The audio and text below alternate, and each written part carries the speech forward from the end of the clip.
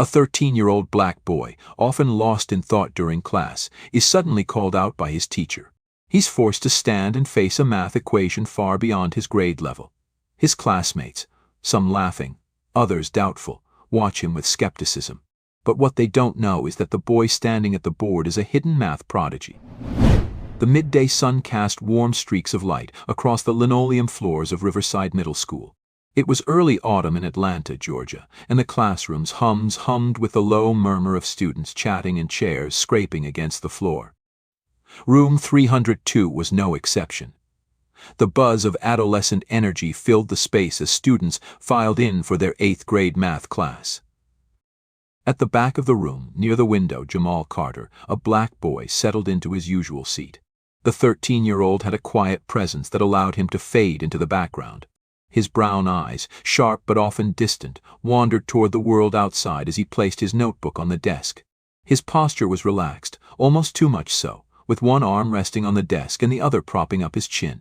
The scene beyond the window, a few trees swaying gently in the breeze, a bird hopping along the fence, seemed to capture his attention far more than the bustling classroom around him. Jamal wasn't inattentive by choice. He had a sharp mind, one that often worked faster than the pace of classroom lessons. Numbers and equations fascinated him, but the repetitive drills and slow progress of his math class felt uninspiring. Instead of raising his hand or engaging, he let his mind drift, finding solace in the steady rhythm of the world outside. His notebook, though mostly blank on the assigned pages, hid margins filled with advanced equations and solutions he'd scribbled during his free time, puzzles he had challenged himself to solve. At the front of the room, Mrs. Amanda Thompson stood with her arms crossed, surveying the class as they took their seats.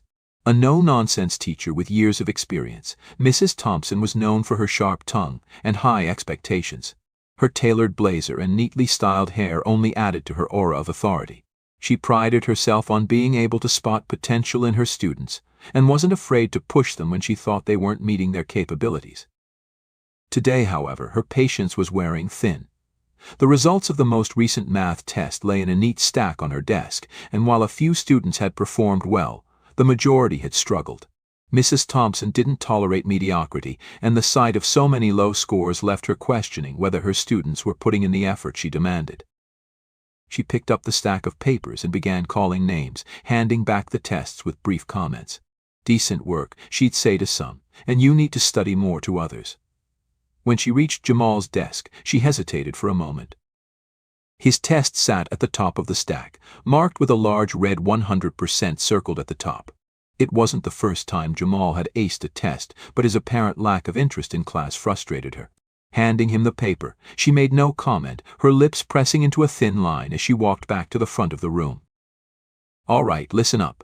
Mrs. Thompson's voice cut through the chatter, silencing the room.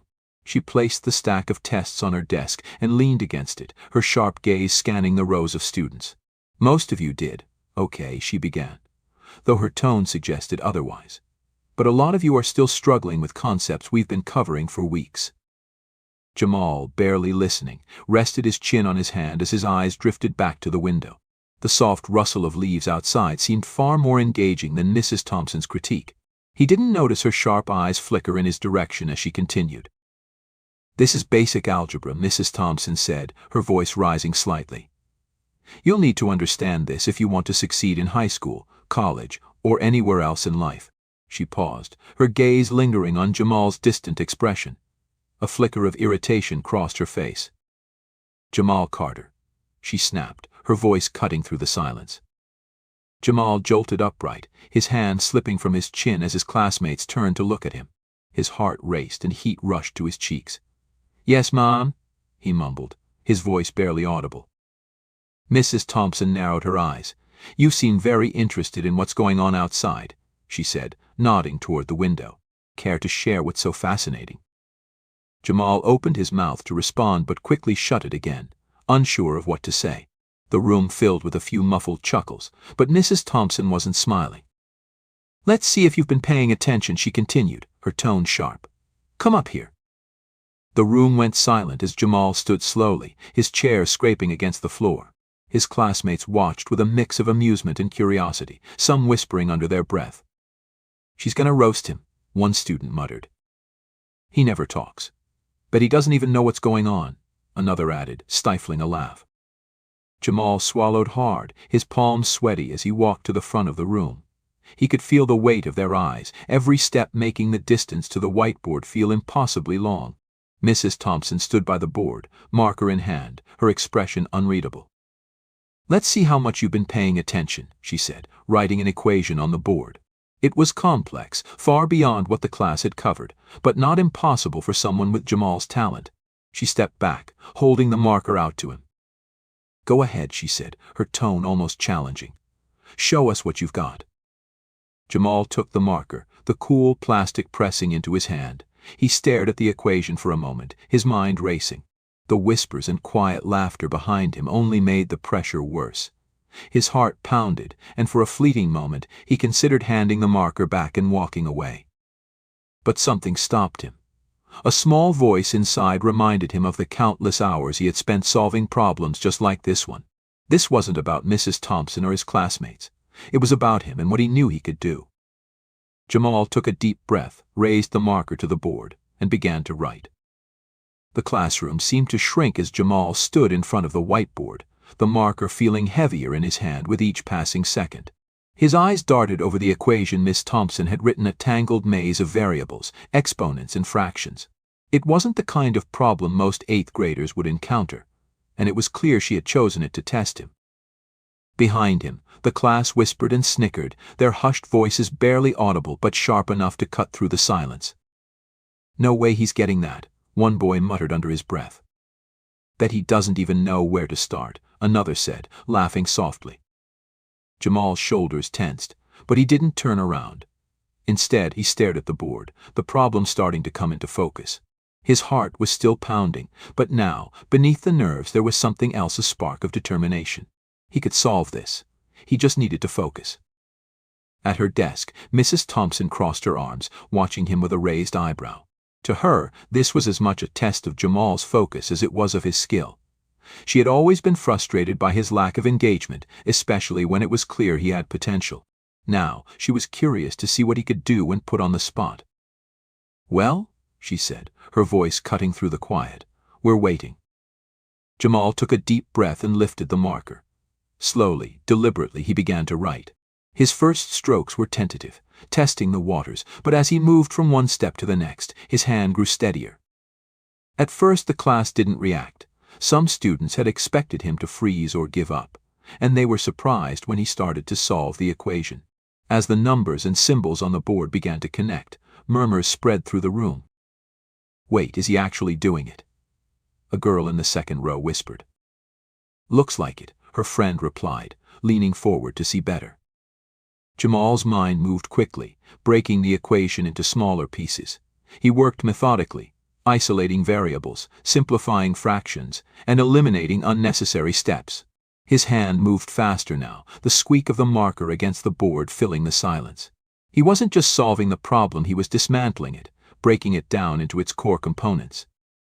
The room grew quieter as more students realized what was happening. The whispers stopped, replaced by wide-eyed stares. Even the boy who had laughed earlier was now leaning forward, his mouth slightly open in disbelief. Behind Jamal, Mrs. Thompson's expression shifted. She had expected him to struggle, maybe even fail, but as she watched his work unfold, she felt a growing sense of astonishment. His steps were clear, precise, and correct. She stepped closer to the board, her sharp gaze scanning each line of his solution. Jamal paused briefly, double-checking his work before moving to the final steps. He could feel the weight of the class's attention now, but instead of letting it overwhelm him, he used it as fuel. He wrote the last few numbers, circled the answer, and capped the marker with a satisfying click. Stepping back, he turned to face the room. His heart was pounding, but his expression was calm. The whiteboard behind him was filled with neat lines of equations, each step building on the last, leading to the correct answer.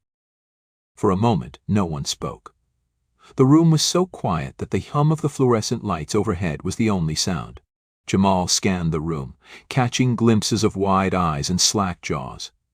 Even the students who usually ignored him now looked at him with something bordering on awe. Mrs. Thompson stepped forward, her heels clicking softly against the floor. She studied the board closely, her finger tracing each line of Jamal's solution. Her lips moved silently as she checked his work, her brow furrowing slightly at one point before smoothing out again. Finally, she turned to face him. Her expression was unreadable, a mix of surprise and something else respect. "This is correct," she said, her voice quieter than usual. A ripple of disbelief spread through the class, followed by a few tentative claps. The applause grew louder, filling the room as more students joined in. Jamal stood there, unsure of how to react. His cheeks burned, but this time it wasn't from embarrassment, it was from something new, something unfamiliar. Pride. "Da." As the clapping subsided, Mrs. Thompson addressed the class. "What you just saw wasn't luck," she said, gesturing to the board. "This is what happens when someone takes the time to understand the material. Jamal didn't just solve this problem, he broke it down piece by piece and made it look easy. That's real understanding." Her words hung in the air, and for once Jamal didn't feel the urge to shrink back into his seat. Instead, he stood a little taller, his hands loosely at his sides. "Jamal," Mrs. Thompson continued, her tone softer now, "why haven't you spoken up before? If you can do this, why do you sit in the back and stay so quiet?" Jamal hesitated, glancing down at his sneakers. He didn't know how to explain it. How could he put into words the fear of standing out, the comfort of staying invisible? After a moment, he shrugged. "I didn't think anyone noticed," he said quietly. Mrs. Thompson's expression softened. "Well," she said, "it's time for that to change." The applause lingered in Jamal's ears as he returned to his seat, the weight of the moment settling over him like a warm blanket. His classmates, still reeling from what they had witnessed, exchanged hushed whispers and occasional glances in his direction. Jamal felt their eyes on him, but this time they weren't filled with ridicule or indifference. They were wide with curiosity and respect. Mrs. Thompson remained at the front of the room, her hands clasped together as if in deep thought. She wasn't a teacher who was easily impressed, but Jamal had done more than solve a difficult equation. He had upended her assumptions, not just about him, but about how she approached students like him, quiet, reserved, and often overlooked. "Class," she said, raising her voice to silence the murmurs. "What you just saw today is a reminder that everyone in this room has potential." Jamal proved that. And he didn't just solve a problem, he showed us what it looks like to approach something with clarity and focus. Jamal sat at his desk, still holding his notebook in his hands. His heart had finally slowed, but his thoughts raced. He hadn't planned for this. Solving equations in the margins of his notebook had always been a private escape, something he did for himself, not for recognition. Now, for the first time, people were noticing him, and it felt both exhilarating and terrifying. A girl sitting a row ahead of him turned around, her eyes wide. "How did you do that?" she asked, her voice a mix of awe and disbelief. Jamal hesitated, unsure of what to say. I just figured it out," he said, his voice quiet. Another student chimed in. "That was insane. Are you like a genius or something?"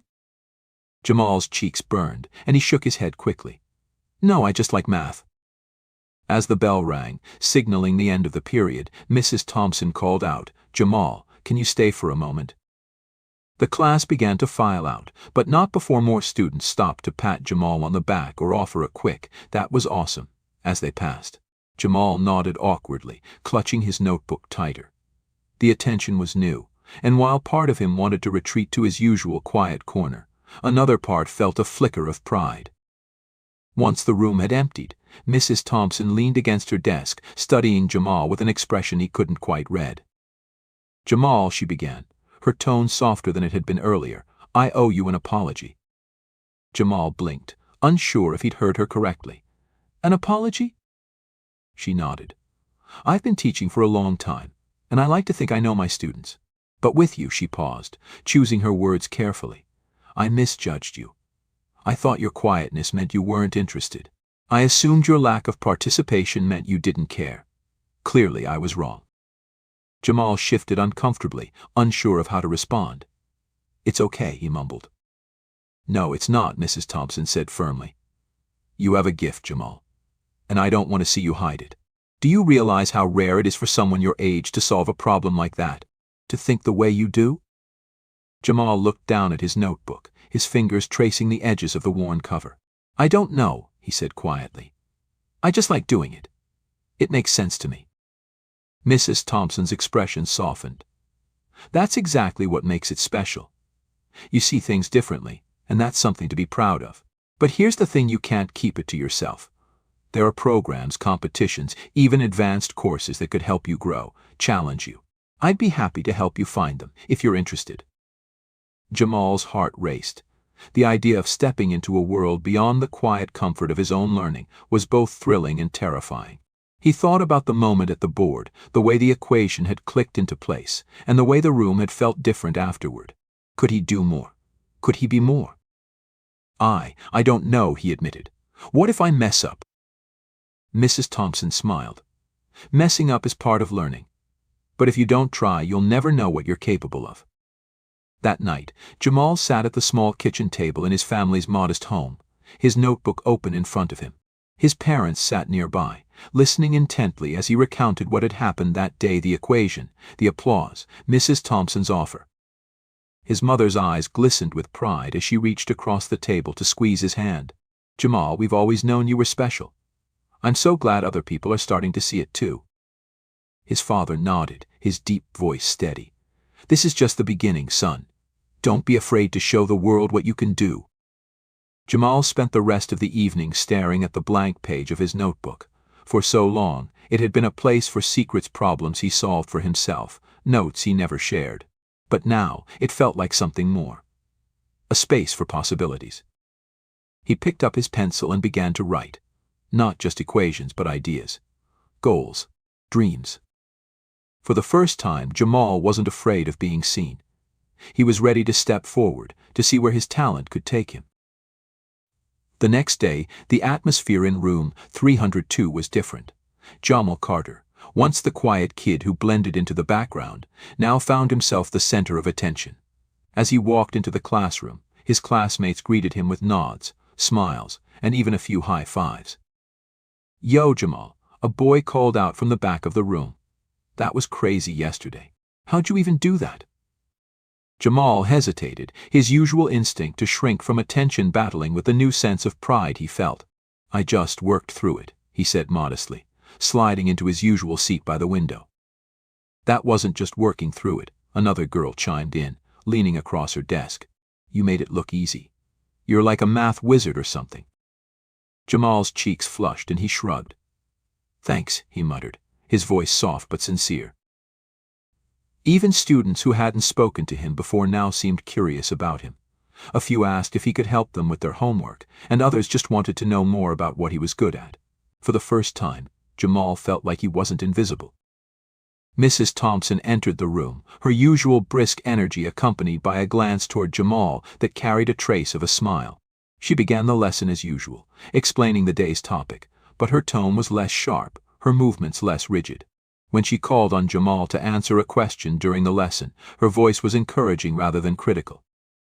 Jamal hesitated for a moment but then answered confidently, his explanation clear and concise. The class murmured in quiet awe, and Mrs. Thompson nodded with satisfaction. Excellent, she said, her voice warm. That's the kind of thinking we need to see more of.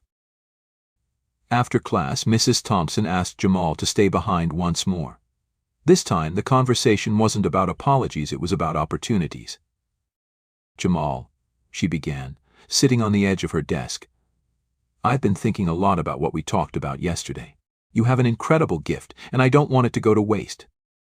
Jamal looked down at his notebook, unsure of what to say.